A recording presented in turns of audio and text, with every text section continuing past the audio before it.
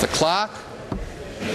Government business, notice number 1, motion offering an apology to Australia's Indigenous peoples.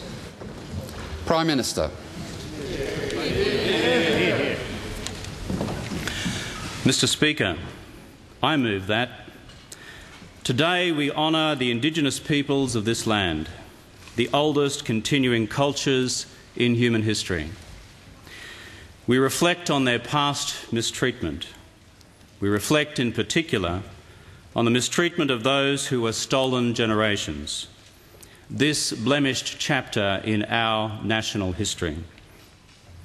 The time has now come for the nation to turn a new page in Australia's history by righting the wrongs of the past and so moving forward with confidence to the future. We apologise for the laws and policies of successive parliaments and governments that have inflicted profound grief, suffering and loss on these our fellow Australians.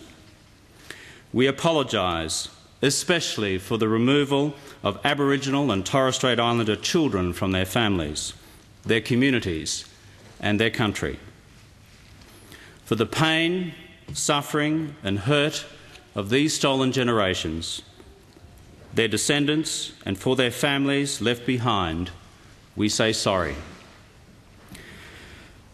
To the mothers and the fathers, the brothers and the sisters, for the breaking up of families and communities, we say sorry. And for the indignity and degradation thus inflicted on a proud people and a proud culture, we say sorry. We, the Parliament of Australia, respectfully request that this apology be received in the spirit in which it is offered, as part of the healing of the nation. For the future, we take heart, resolving that this new page in the history of our great continent can now be written. We today take this first step by acknowledging the past and laying claim to a future that embraces all Australians. A future where this Parliament resolves that the injustices of the past must never, never happen again. A future where we harness the determination of all Australians, Indigenous and non-Indigenous, to close the gap that lies between us and life expectancy, educational achievement and economic opportunity. A future where we embrace the possibility of new solutions to enduring problems where old approaches have failed. A future based on mutual respect, mutual resolve and mutual responsibility. A future where all Australians, whatever their origins, are truly equal partners with equal opportunities and with an equal stake in shaping the next chapter in the history of this great country, Australia.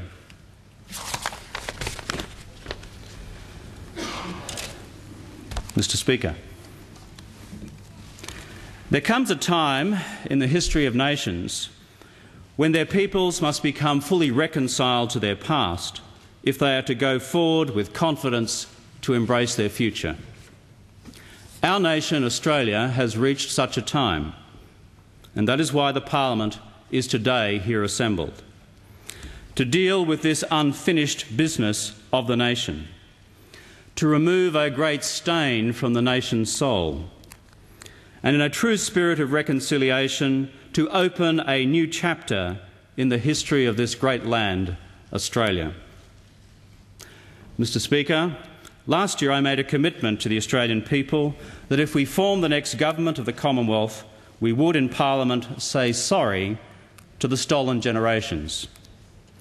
Mr Speaker, today I honour that commitment. I said we would do so early in the life of the new Parliament. Mr Speaker, again today I honour that commitment by doing so at the commencement of this, the 42nd Parliament of the Commonwealth.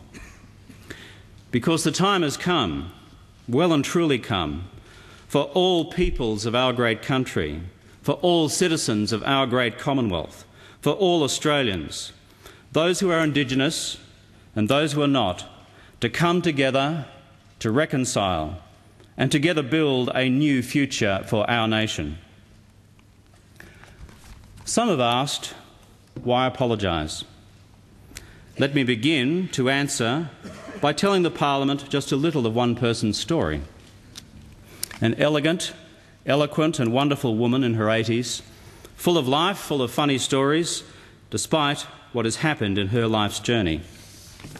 A woman who has travelled a long way to be with us today. A member of the Stolen Generation who shared some of her story with me when I called round to see her just a few days ago. Nana Nungalo-Fijo, as she prefers to be called, was born in the late 1920s. She remembers her earliest childhood days, living with her family and her community in a bush camp just outside Tennant Creek. She remembers the love and the warmth and the kinship of those days long ago, including traditional dancing around the campfire at night. She loved the dancing.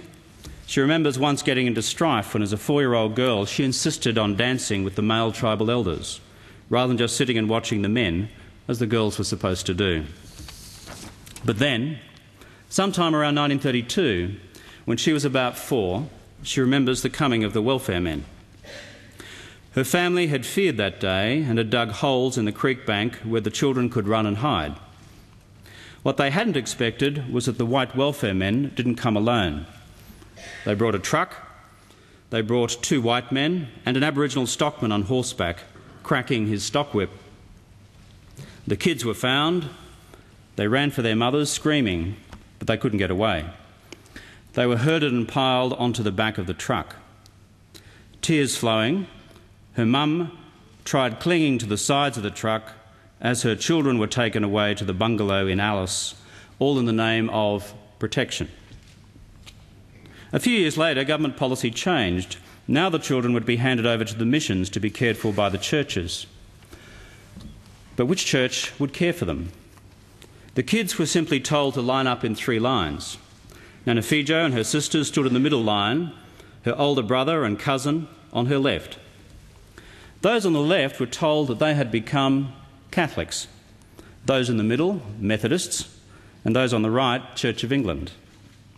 That's how the complex questions of post-Reformation theology were resolved in the Australian outback in the 1930s. It was as crude as that. She and her sister were sent to a Methodist mission on Goulburn Island and then Croker Island. Her Catholic brother was sent to work at a cattle station and her cousin to a Catholic mission. Nana-Fijo's family had been broken up for a second time. She stayed at the mission until after the war, when she was allowed to leave for a pre-arranged job as a domestic in Darwin. She was 16. Nana-Fijo never saw her mum again. After she left the mission, her brother let her know that her mum had died years before, a broken woman, fretting for the children that had literally been ripped away from her. I asked Nana-Fijo what she would have me say today about her story. She thought for a few moments, then said that what I should say today was that all mothers are important. And she added, families, keeping them together is very important. It's a good thing that you are surrounded by love and that love is passed down the generations. That's what gives you happiness. As I left later on, Nana-Fijo took one of my staff aside, wanting to make sure that I wasn't too hard on the Aboriginal stockman who'd hunted those kids down all those years ago. The stockman had found her again decades later, this time himself to say sorry. And remarkably, extraordinarily, she had forgiven him. Nana-Fijo's is just one story. There are thousands, tens of thousands of them. Stories of forced separation of Aboriginal and Torres Strait Islander children from their mums and dads over the better part of a century.